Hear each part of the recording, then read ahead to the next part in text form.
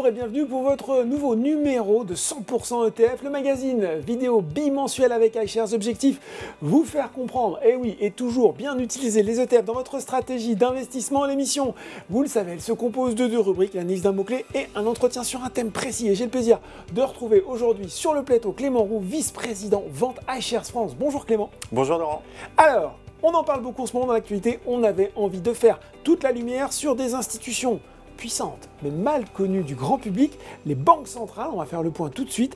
Et dans notre thème du jour, on verra dans quelle situation d'investissement, eh bien, l'ETF est l'une des meilleures options disponibles. 100% ETF, c'est parti.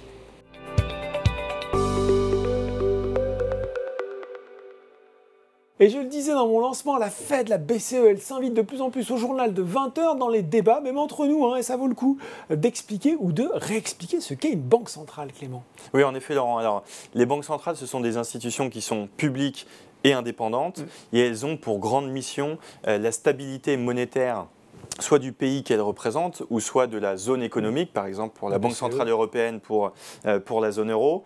Elles peuvent avoir quand même des objectifs dans les faits qui sont légèrement différents. Si on prend pour le coup la Banque Centrale Européenne, elle a un objectif principal qui est un certain niveau d'inflation, et donc elle va faire fluctuer sa politique monétaire pour atteindre ce niveau d'inflation. Et par exemple, la Fed, donc la banque centrale américaine, elle a un objectif qui est double, qui est aussi un certain niveau d'inflation, mais aussi un certain niveau d'emploi.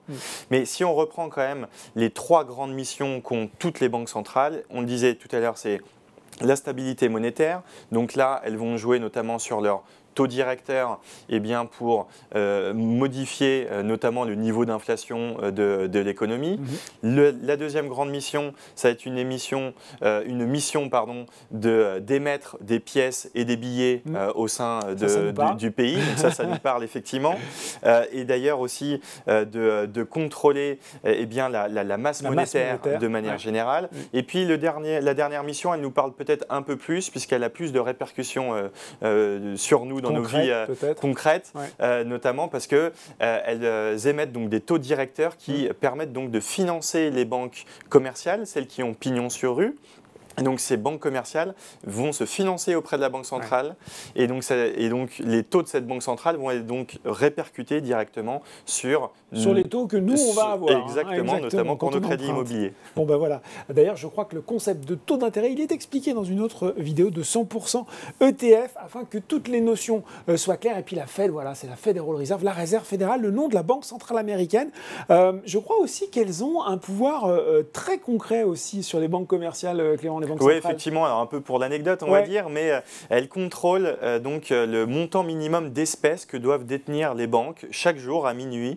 Elles doivent détenir un certain montant d'espèces, notamment potentiellement pour faire face à un retrait important de la part de leurs clients. Bon ben voilà, anecdote intéressante. Tout de suite dans 100% ETF, c'est notre seconde partie.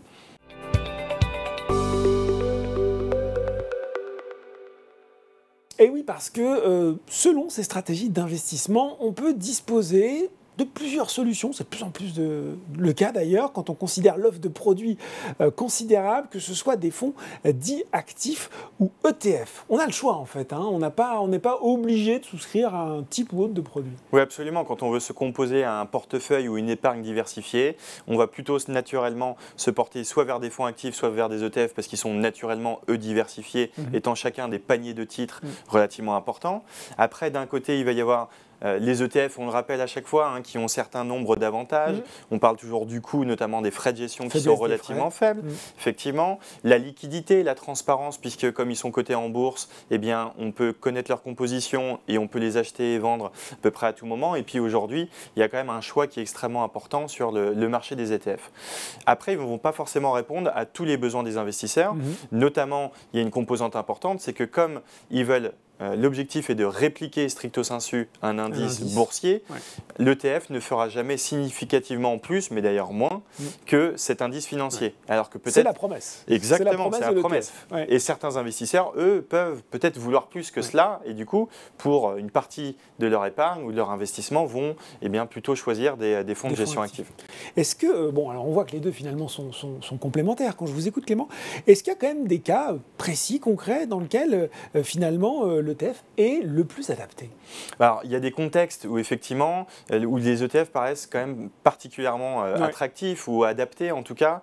On peut penser à la retraite, notamment on parle beaucoup aujourd'hui des PER, des plans d'épargne retraite, puisque quand on prépare sa retraite à horizon 10, 15, 20 ou voire 30 ans, c'est du très long terme. C'est du très long terme et on dit toujours que la performance se capitalise au fur et à mesure des années et que, entre guillemets, avec des petites rivières, on peut faire des fleuves. Eh bien, c'est la même chose aussi avec la composante des coûts, puisque le coût représente, eh bien, ça plus ça plus ça plus ça, exactement, qui grignoter votre performance. Grignoter, rogner effectivement la performance de notre épargne et donc elle se capitalise au fur et à mesure des années.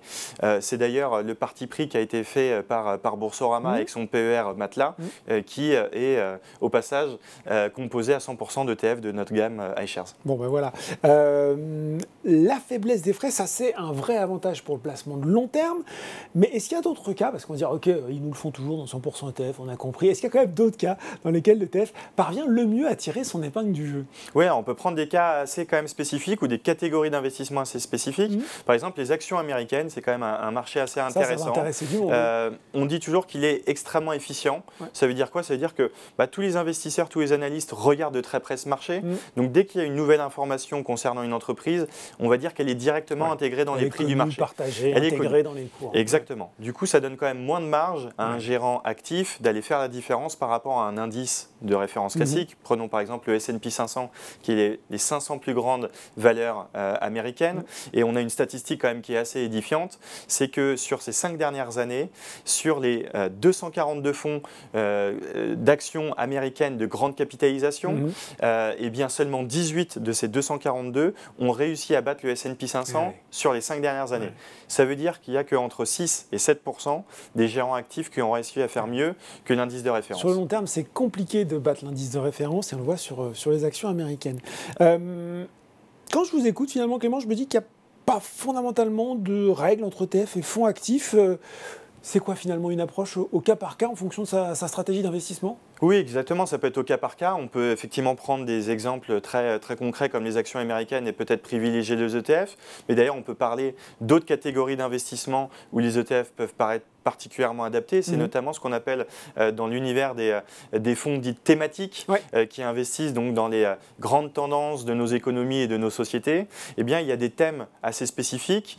Par exemple, si on prend la sécurité digitale, si on prend l'eau ou encore les fintech, eh bien, ce sont des thèmes d'investissement qui sont quand même relativement niches en termes de ce qu'on appelle, nous, l'univers d'investissement. C'est-à-dire qu'il n'y a pas beaucoup d'entreprises qui les composent et donc ça laisse moins de capacité, entre guillemets, à un gérant actif d'aller faire la différence. Et donc, par exemple, chez BlackRock, on a pris le parti de se dire que pour ces thèmes un peu niches, on va préférer un ETF puisque la performance est peut-être un peu plus uniformisée au sein de cet univers. Et en revanche, des univers plus larges, prenons par exemple les énergies durables, où on va avoir du producteur, du distributeur d'énergie renouvelable, on va avoir de l'efficience énergétique, on va avoir des véhicules électriques, etc. On comprend bien qu'il y a beaucoup d'entreprises. Une complexité assez grande. Exactement, avec des sous-secteurs différents qui veulent peut-être avoir des dynamiques différentes. Et donc là, clairement, un gérant actif va pouvoir faire la différence. Bon, ben voilà. Peut-être que le dernier exemple qu'on peut mentionner, c'est dans des phases de marché très complexes. Ça tombe bien. Ça tombe bien, c'est le cas en 2022.